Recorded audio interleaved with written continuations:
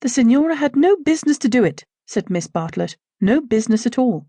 She promised us south rooms with a view close together, instead of which, here are north rooms looking into a courtyard and a long way apart. Oh, Lucy!" "And a Cockney besides," said Lucy, who had been further saddened by the Signora's unexpected accent. "It might be London." She looked at the 2 rows of English people who were sitting at the table, at the row of white bottles of water and red bottles of wine that ran between the English people, at the portraits of the late Queen and the late Poet Laureate that hung behind the English people heavily framed, at the notice of the English Church, Reverend Cuthbert Eager, M.A. Oxon, that was the only other decoration of the wall. "Charlotte, don't you feel too that we might be in London? I can hardly believe that all kinds of other things are just outside.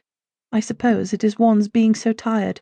"This meat has surely been used for soup," said Miss Bartlett, laying down her fork. "I want so to see the Arno. The rooms the Signora promised us in her letter would have looked over the Arno. The Signora had no business to do it at all. Oh, it is a shame."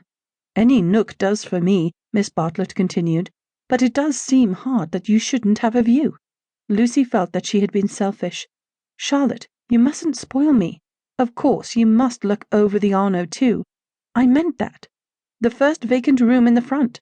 You must have it," said Miss Bartlett, part of whose travelling expenses were paid by Lucy's mother, a piece of generosity to which she made many a tactful allusion. "No, no, you must have it." "I insist on it. Your mother would never forgive me, Lucy." "She would never forgive me." The ladies' voices grew animated and, if the sad truth be owned, a little peevish. They were tired, and under the guise of unselfishness they wrangled. Some of their neighbours interchanged glances, and one of them, one of the ill-bred people whom one does meet abroad, leant forward over the table and actually intruded into their argument.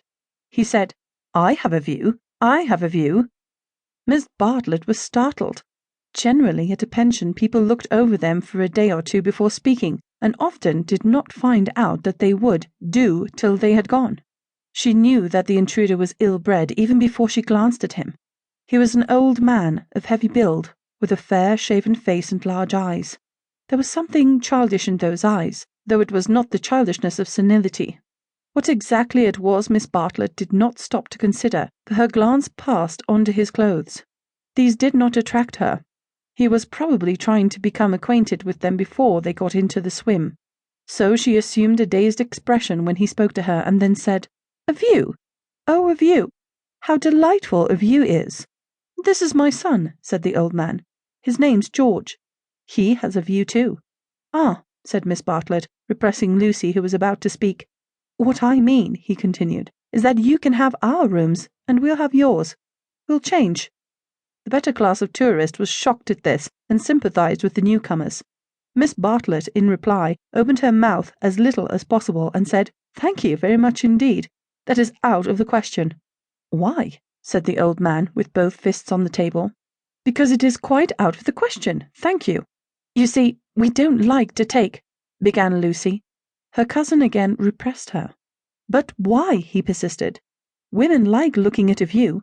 Men don't." And he thumped with his fists like a naughty child and turned to his son, saying, "George, persuade them." "It's so obvious they should have the rooms," said the son. "There's nothing else to say." He did not look at the ladies as he spoke, but his voice was perplexed and sorrowful.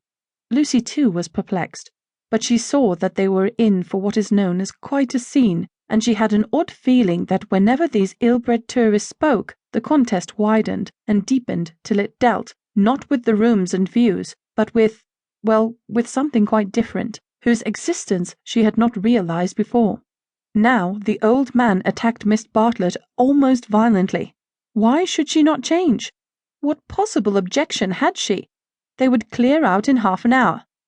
Miss Bartlett, though skilled in the delicacies of conversation, was powerless in the presence of brutality.